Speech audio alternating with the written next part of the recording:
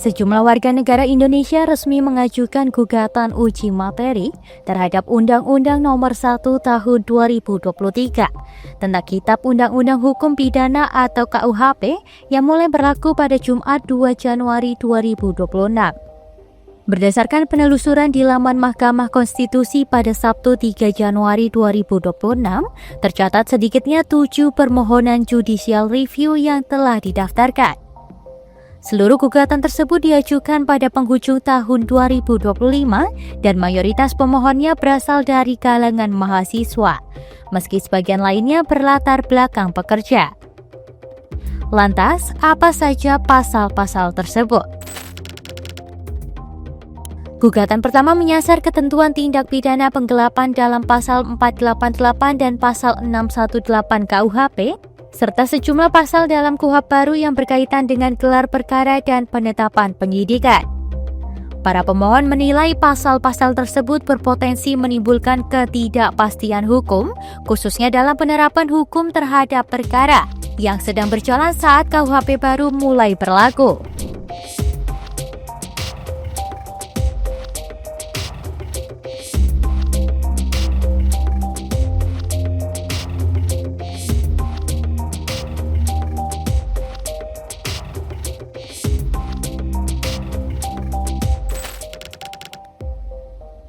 Selanjutnya, gugatan juga diajukan terhadap pasal 302 ayat 1 KUHP yang mengatur larangan menghasut seseorang agar tidak beragama. Para pemohon meminta Mahkamah Konstitusi menghapus pasal ini karena dianggap membuka peluang kriminalisasi terhadap kebebasan berekspresi dan keyakinan, serta berpotensi mengekang kebebasan berpikir dan berpendapat di ruang publik.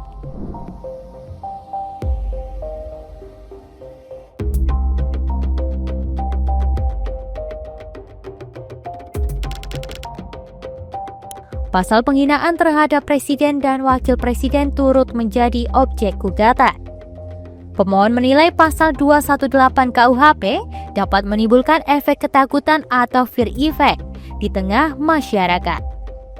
Mereka khawatir pasal ini membuat warga membatasi kritik dan ekspresi publik karena takut dipidana meskipun kritik tersebut dilakukan untuk kepentingan umum.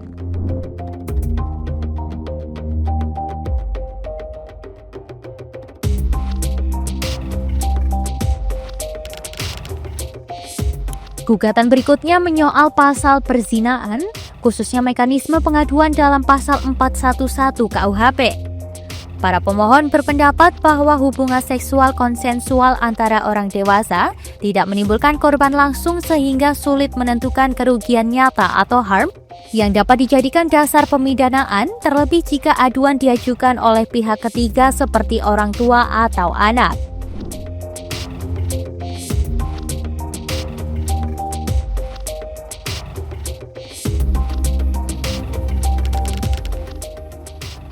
Ketentuan mengenai hukuman mati dalam pasal 100 KUHP juga digugat.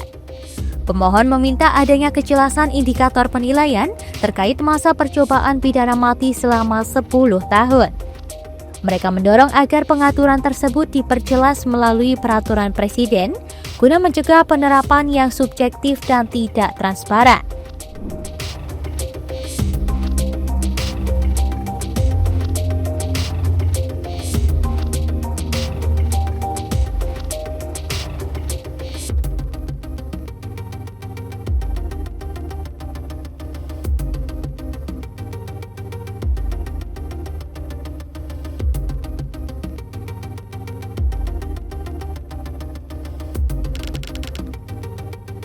Selain itu, pasal penghinaan terhadap pemerintah dan lembaga negara dalam pasal 240 dan 241 KUHP turut digugat oleh sekelompok mahasiswa.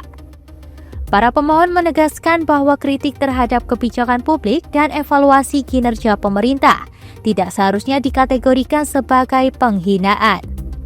Mereka juga merujuk putusan MK sebelumnya yang melarang lembaga negara menjadi pelapor dalam perkara pencemaran nama baik.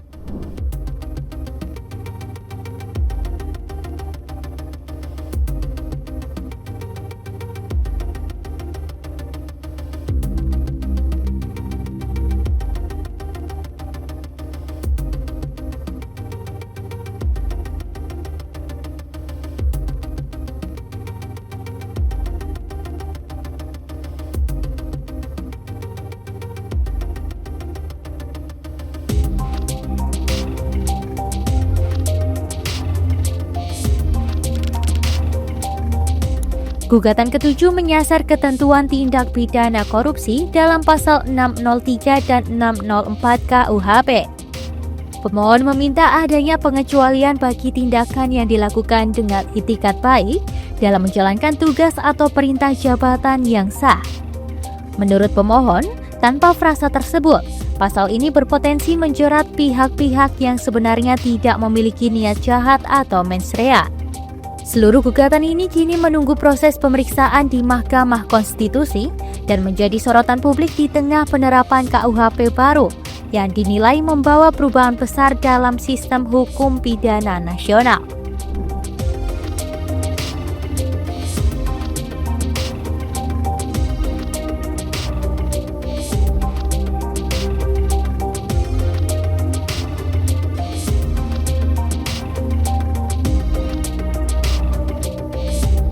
Lalu, mengapa publik khawatir dengan KUHP dan KUHAP baru ini?